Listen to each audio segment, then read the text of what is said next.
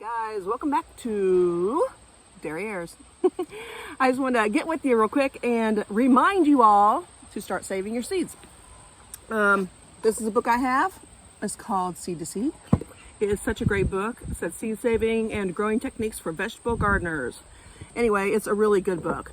It has botanical classifications in it. It has pollination and flower structure in it. It's got varietal purity. It's got seed cleaning methods and storing methods. It's got a little bit of everything. But anyway, just make sure that you talk to somebody about how to do it. If you don't even know how to do it, if you can't afford to buy the book and you don't want to, you know, you can get on YouTube. You can look it up. You can look everything up on YouTube, right? All right, guys. So this is what I do. I was going to let you know. Okay. I took the flowers that come off of my onions, basically. And what I have done is I stuck them in a jar. They're all dried. I took like 4 or 5 of them. I stick them in here. They dry out and I just kind of shake them like that. And if you can see, there's a ton of them there. I got a couple leaves in there, but there is a blue million of them in there. I mean, a lot. So once I get all those little flowers out of there, you can probably really tell. Let me see if I can get some put in my hand and maybe you can look at it. And just see how much there are. I don't really want to get rid of some of those because, here we go. Let me see if I can let you see. You see how many's in there? That's a lot. There's a lot. And that's just out of 5 flowers off of the onions. So I'm gonna get those and put those in an envelope. When all this is done drying, it's not done yet. They're still working on it. I don't want to lose any more of my seed. Stick them back in there. There's one. Okay. All right. So that's what I do with my onion heads. The ones that, you know, the blossoms. Okay. Here is a bunch of cayenne pepper. This is from a couple years ago. I keep all my seeds in a tin in the bottom of the fridge. You just have to break them open and get them out of there and they're fine. You can do it that way, or you can actually take the pepper itself and you get a knife, get some gloves on, and cut it down the middle and then just scrape all the seeds out if you want. You can do it that way too. Next on the agenda is, one of my favorites is okra. This is all a bunch of okra of mine. What I did with this was take them out of the pod, and these are just little cupcake papers. I put them in here and divided them up so they would dry out easier, but there's a whole ton of them in there too.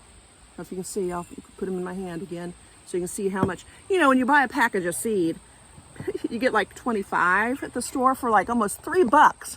That's just ridiculous. So there you go. I've got all those for free. So, you know, think ahead, people. Think ahead. All you have to do is get them out of the pod and dry them off. Some old timers used to put like the tomato seeds or the pepper seeds in their mouth, and the saliva, the acid in your saliva kind of takes off the gel on the outside of them, and then they're ready to dry and to keep. So you could do that too for like tomatoes and peppers. Anything that has like that real slimy like stuff on the outside of them. See what else I got here to show you. This is I'll just show you this way. There's a whole bunch of peppers in there that are, pepper seeds from a different variety. It's called an Aloha. It's striped yellow and orange. It's a really good pepper, sweet pepper. This is red bell peppers. Look how many I have. Can you see that? That is a ton. That's probably 2 tablespoons of seed. That's a lot of seed, okay? This is from 21, last year, 9/21. Okay? You got corn. I have an antique device, I have a couple of them actually, that used to put corn on, and it's like a little pole, probably about 24 inches long, made out of metal, and it's got spikes that come off the edge like this. And I think there's 5 spikes on each side, and you slam this on there, and then it's sitting out and drying, okay? You could put like nails on a board and put them on a board. You could tie a string around the end of it here and just let it hang from somewhere. As long as it's getting air around it and drying, then you have corn seed. So it's really easy to keep corn and to keep seed and to put back seed. You get a lot of seed just out of one plant. So as you're picking your produce out of your gardens, make sure that you keep the seed. Also, as a reminder, keep your flower seeds too. They're going to give off seed, and you need to make sure you keep those so that you have pollinators coming and visiting your garden. So your stuff will pollinate and you'll have some food to eat. Anyway, I just want to remind you that's one of the things that a lot of people don't often think about. And from what I understand, we've already been told like last year that they were going to have a shortage on seeds. I don't know if they are or they aren't, but I'll tell you what, I already have so many seeds, it's ridiculous, because last year I went and got all the seeds I could so that I would have everything. Because why? Because I'm always prepared.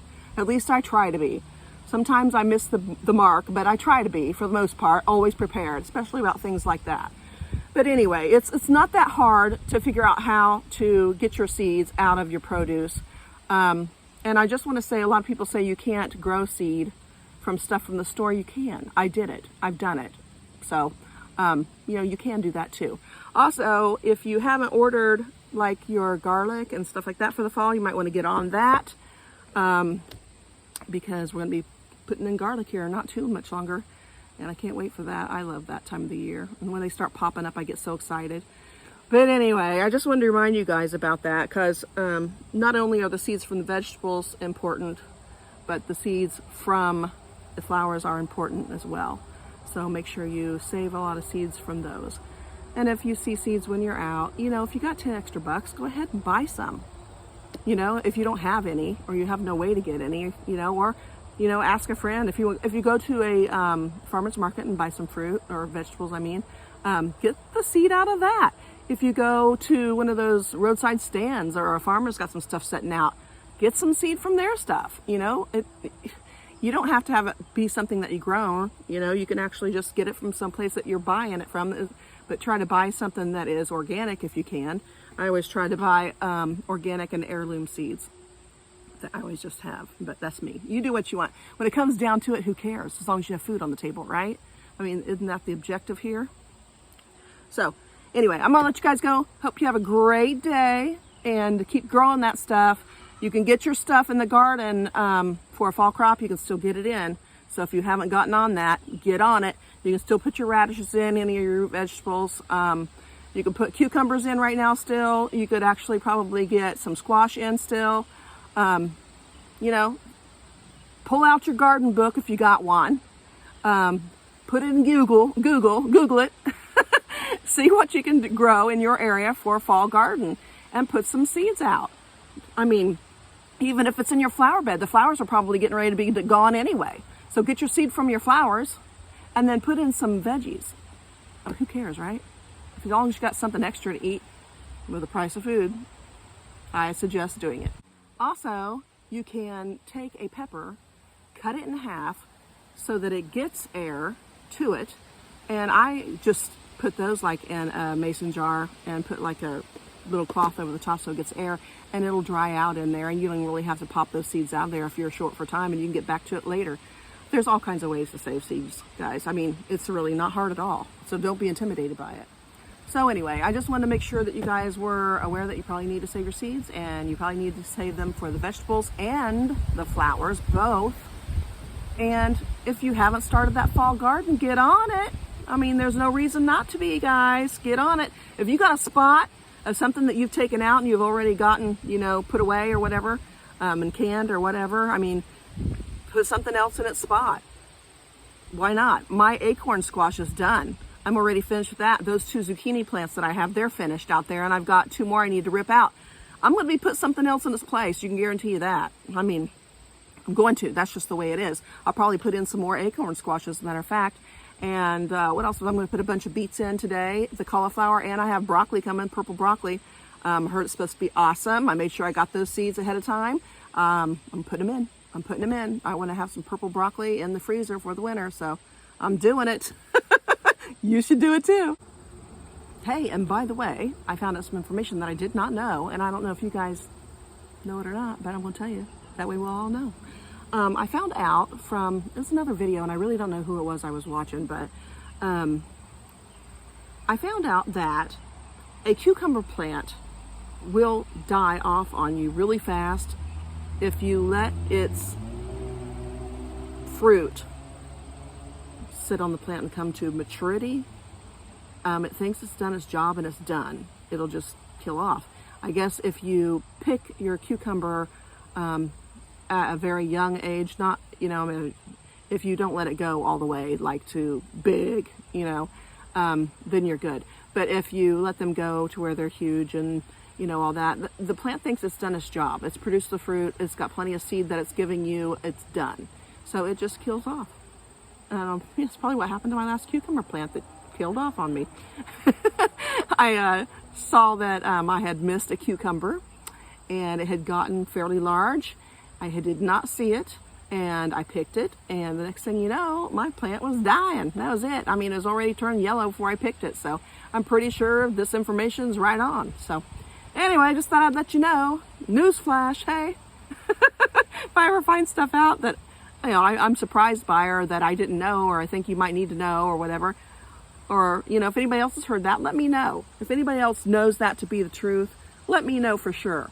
But from now on, I'm just going to make sure I don't ever let my cucumbers get too old before I pick them. Not too mature. Keep them kind of young. So anyway, just news for you. Thank you guys. Love ya. Bye.